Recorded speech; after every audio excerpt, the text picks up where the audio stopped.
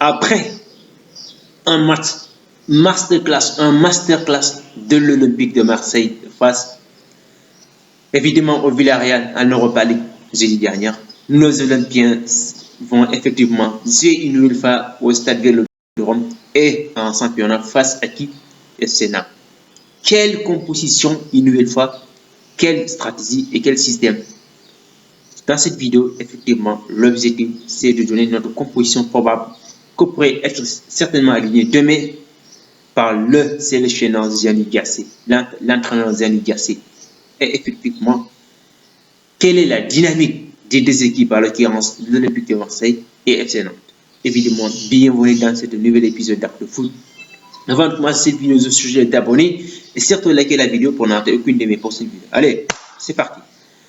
On commence directement par un focus sur la composition probable que pourrait être éventuellement alignée par Gianni Gasset. On sait tous que l'équipe a joué à chaque 3 jours et enchaîne les matchs.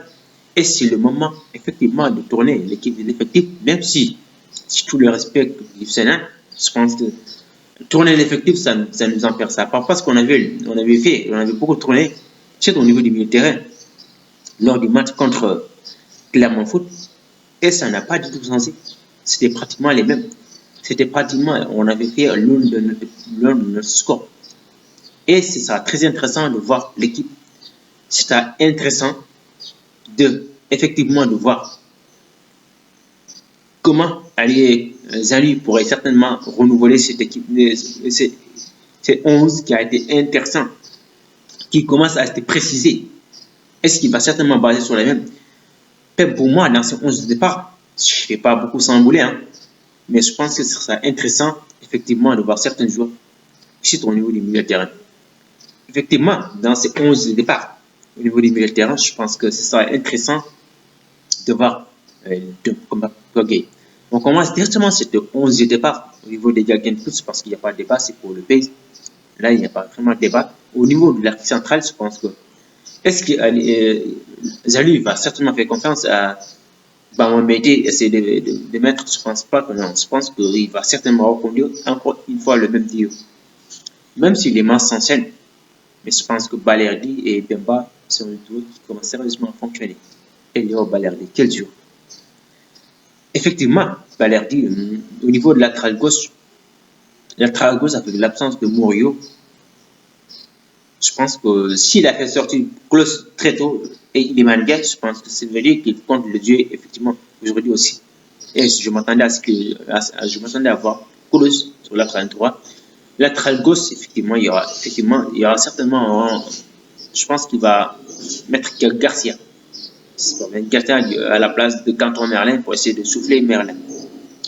Au niveau du milieu de terrain, effectivement, c'est pivot. Mais quel pivot pourrait-on s'attendre? Je pense que le pivot Unai Papier pourrait certainement être reconnu pour souffler, effectivement. Ou Papier aligné avec Vertu, parce que Vertu sort d'une blessure. Je pense qu'il pourrait être Vertu et effectivement Papier. Papier, quoi qu'il en soit, je pense qu'il s'y est titulaire. Parce que là, puisqu'il n'est pas inscrit sur la liste, effectivement, de la Ligue Europa, je pense que maintenant, en Europa League, il avait fait un très très bon match du côté contre Clermont. Je pense que ce sera intéressant de le reconduire une nouvelle fois au niveau du milieu de terrain et souffler effectivement qu'on aime bien. Au niveau de l'attaque, est-ce qu'il y aura un changement? Je pense pas. Non, je pense pas. Je pense que ce sera bien de faire confiance à cette attaque pour effectivement continuer la dynamique. Je pense qu'en attaque, comme d'habitude, comme vous le savez, Iliman Ndiaye en soutien effectivement depuis Pierre-Emerick Aubameyang, en soutien à numéro 9, c'est un plaque tournante dans cette position, effectivement, dans cette position d'électron libre. Je pense que ce sera intéressant de voir Iliman Ndiaye. Amin Harit, un petit peu encore brigand à gauche, effectivement, et bien sûr, Aubameyang en pointe. Mais je pense que c'est comme un système qui est remodelé. Il y a Pierre-Emerick Aubameyang qui est glissé à gauche et Iliman comme un faux numéro 9. Je pense que c'est ce système qu'il va mettre en place. Et évidemment, Ismaïla Sarr à côté droit. Évidemment, ce qui est la dynamique des deux équipes, on commence comme d'habitude toujours par l'équipe, par l'Olympique de Marseille. Comme vous le savez, l'Olympique de Marseille est dans de très très bonne dynamique tellement c'est l'un de notre série. Parce que 4 matchs, c'est 4 victoires et surtout avec une attaque aussi flamboyante, je pense que c'est très intéressant de reconduire. C'est très intéressant. C'est un stade où on va vraiment beaucoup saluer. Zélie Garcia, franchement, il a métamorphosé cette équipe de l'Olympique de Marseille. C'est clairement, il a totalement métamorphosé cette équipe. Au niveau du milieu de terrain, de l'attaque, franchement, il y a eu du nouveau. Iliman Ndiaye, qui, je pense que c'est comme une sorte de déclic. Il a suffi d'attendre l'arrivée des Aligassés pour effectivement montrer toutes ses qualités, même si on l'a vraiment dit, parce qu'il était souvent aligné sur l'ailier gauche, l'ailier droite. C'est un joueur qui est d'axe. Et je l'avais dit même en équipe nationale du Sénégal, quand il est un peu approché de l'axe, franchement, il fait de très très bons matchs. Et surtout, je me souviens lors de ces matchs contre le Soudan, au stade Maître Abdelwahid de Diamniadio, où on était axial. Et il a fait un très bon match. Et face à cette équipe du Villarreal en première période, on avait vu tout le travail qu'il a fait. Je pense qu'il est intéressant que Iliman Ndiaye soit aligné dans cette position-là si nous voulons vraiment le voir. Si l'OM veut vraiment exploiter ses talents, c'est effectivement sa technique. Je pense que c'est intéressant que l'Olympique de Marseille, Zélie Garcia fasse confiance et les mette toujours dans l'axe. Parce que c'est son point fort. Effectivement, on vient de sortir dans une victoire éclatante sur un score de 4-0. Je pense qu'il n'y a rien à dire. La dynamique de cette équipe, elle est excellente. C'est l'une des meilleures dynamiques actuelles du club, où les joueurs se sentent vraiment à l'aise. Tout va bien. Au niveau de l'attaque, il n'y a vraiment rien à dire. Une attaque aussi flamboyante. Le seul petit bémol, effectivement, c'est dans l'aspect défensif. Parce que les balles arrêts, surtout les corners, l'Olympique de Marseille a un petit problème, un sérieux problème, surtout ce n'est pas un petit, c'est un sérieux problème à résoudre parce qu'ils ont du mal à décasser ces balles arrêts-là. Et ce qui amène souvent des problèmes, je pense qu'il doit vraiment travailler là-dessus, gasser. Et ce qui est vraiment intéressant, c'est qu'on a vu que l'Olympique de Marseille, effectivement, Gasset commence à, depuis qu'il a dit son arrivée, il a dit que tout n'est pas parfait parce que simplement dans l'aspect technique, il reste beaucoup.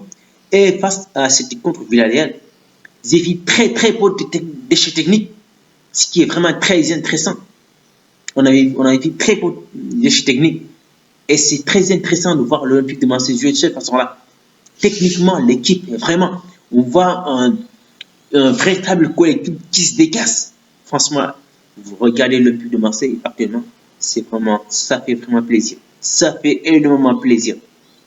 Effectivement, pour ce qui est de la dynamique de cette équipe, bien évidemment de Nantes, on connaît tous, c'est une équipe qui est en palpitante parce qu'on avait vu que lors de ces 5 derniers matchs, ils ont eu 2 victoires et 3 défaites face au FC Metz, du Paris Saint-Germain et Lens.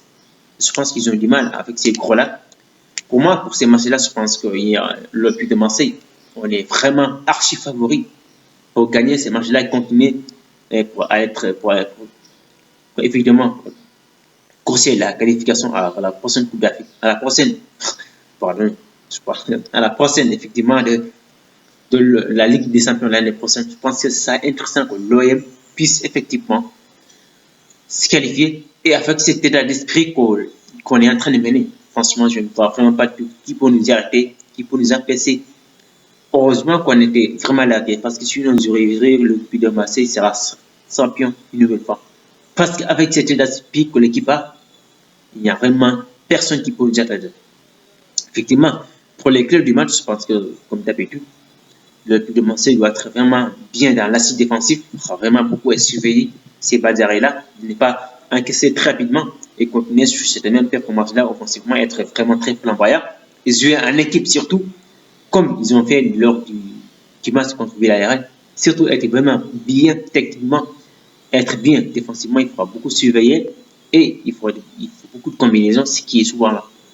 Et je pense que Iliman pourrait certainement faire une nouvelle fois la différence. Et Ismaël Sarr qui continue de rêver. Obama d'habitude, Aminarit qui commence sérieusement à s'habituer en jouant avec Iliman Ndiaye dans l'axe. Je pense que l'Olympique de Marseille, c'est ça sans aucun doute l'une des équipes de cette fin de saison, l'une des meilleures équipes de cette fin de saison. Et bravo une nouvelle fois à Jean-Luc Gasset. Gasset, je te demande pardon une nouvelle fois parce que je les ai critiqués. Franchement, je les ai critiqués en entendant simplement son arrivée à cette équipe de l'Olympique de Marseille. Je me dis, non, c'est la foutaise. Comment on peut convoquer, comment on peut prendre Jean-Luc Gasset qui a été largué du côté de la Côte d'Ivoire? Effectivement, le football du club et le football d'une sélection, c'est diamétralement différent. C'est vraiment pas du tout les mêmes.